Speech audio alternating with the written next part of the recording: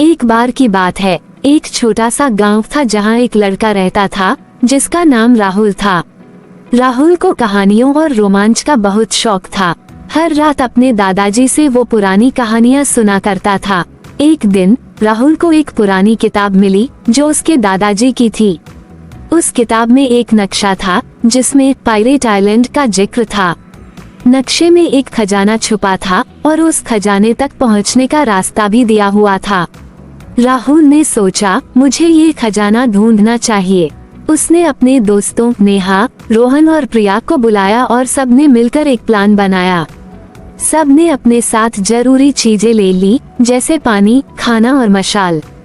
वे सब अपनी छोटी सी नाव में बैठकर सफर पर निकल पड़े। समुंदर में उन्होंने कई मुश्किलें झेली, लेकिन वे हिम्मत नहीं हारे। एक रात जब सब सो रहे थे, राहुल को एक अजीब सी आवाज सुनाई दी। उसने देखा एक चमकती हुई रोशनी समुंदर में झलक रही थी। राहुल ने अपने दोस्तों को उठाया और सब उस रोशनी की तरफ चले। जैसे जैसे वे नजदीक पहुंचे, उन्होंने देखा कि वह रोशनी एक पुराने समुद्री शिकारी जहाज से आ रही थी। उस जहाज पर एक पुराना शिकारी था जिसका नाम कैप्टन जैक था। कैप्टन जैक ने राहुल और उसके दोस्तों को देखा और बोला, तुम लोग यहाँ क्या कर रहे हो? राहुल ने नक्शा दिखाया और खजाने के बारे में बताया।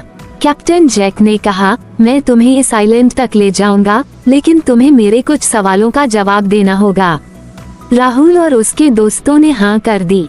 कैप्टन जैक ने पहला सवाल पूछा, सच्चे दोस्त कौन होता है? प्रिया ने जवाब दिया, जो हर मुश्किल घड़ी में साथ खड़ा रहे। कैप्टन जैक खुश हुआ और अगला सवाल पूछा, हिम्मत का मतलब क्या होता है? रोहन ने जवाब दिया, डर को पार करने का नाम हिम्मत है। कैप्टन जैक ने उन्हें जवाब सही दिया और उन्हें आइलैंड तक ले गया। आइलैंड पर उतरते ही उन्होंने मैप को फॉलो करना शुरू किया। जंगल के बीच से गुजरते हुए उन्होंने कई चिड़ियों और जानवरों का सामना करना पड़ा। उन्होंने एक पुराने खड़े तक पहुँचे। खड़े के नीचे एक पुराना संदूक था जो एक ताले से बंद था। कैसे खोलेंगे? नेहा ने पूछा। रोहन ने कहा, मेरे पास एक पुरानी चाबी है, शायद इससे काम बन जाए। और सच में चाबी फिट हो गई। संदूक खुलते ही सबकी आंखें चमक उठीं। अंदर सोना, मोती और हीरे थे। राहुल और उनके दोस्तों को अपनी मेहनत का फल मिल गया था। राहुल ने कहा, ये खजाना हमें याद दिलाता है कि मेहनत और दोस्ती से हम कुछ भी पा सकते हैं। वे सब खुशी खुशी अपने गांव वापस आए और उस खजाने को सबके साथ मिल बांट कर बांट लिया। गांव के लोग भी उन पर गर्व कर रहे थे। गांव के लोगों ने राहुल और उनके दोस्तों के नाम पर एक छोटी सी मूर्ति बनाई जो वे हमेशा याद रखेंगे। दादाजी ने राहुल को गले लगाया और कहा, मुझे तुम पर नाज है बेटा।